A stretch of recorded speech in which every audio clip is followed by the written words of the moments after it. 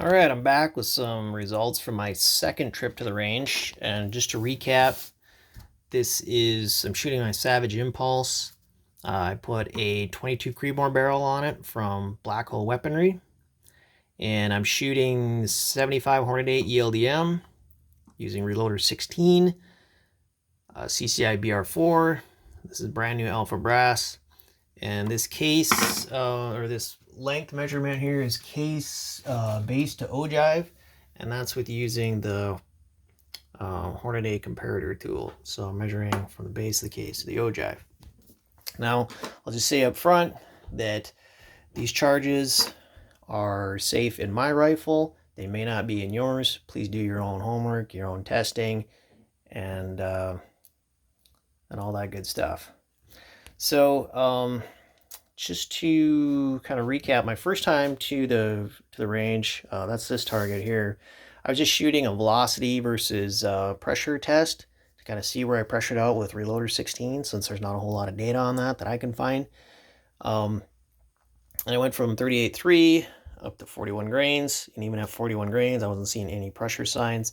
So I decided to pick one of these upper charges that shot pretty well, and then also 41 grains, and even go higher from there.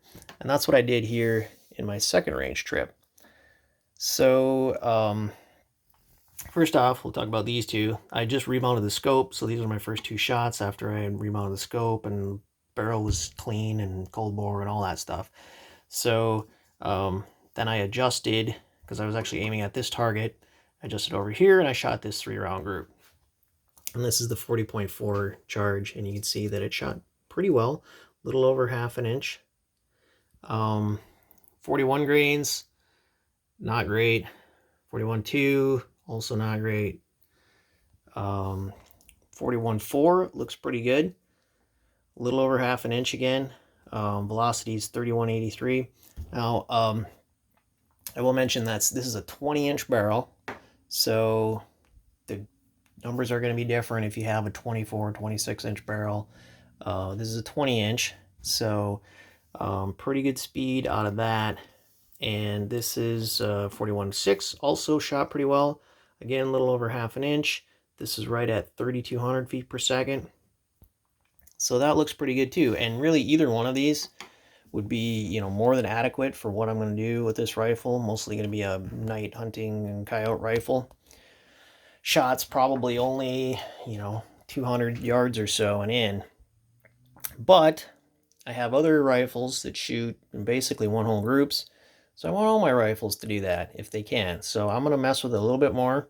And actually what I'm going to do, I think, and everyone has a different method of developing a load.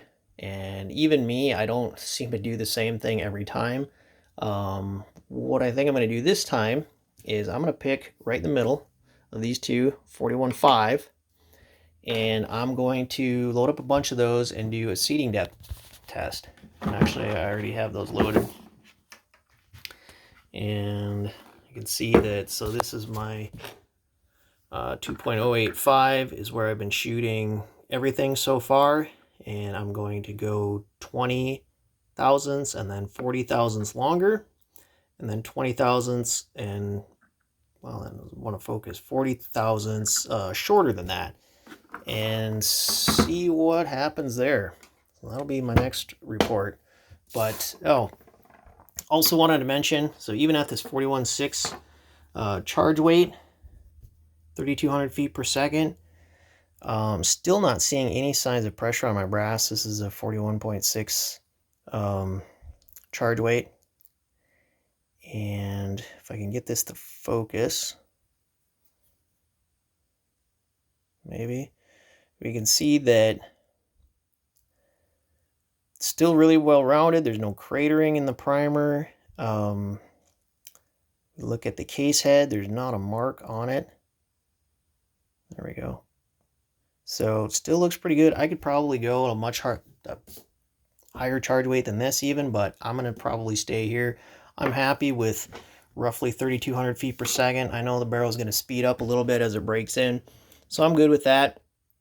And anyway, I'm going to go shoot my seating depth test, see how that turns out, and we'll look at that next time.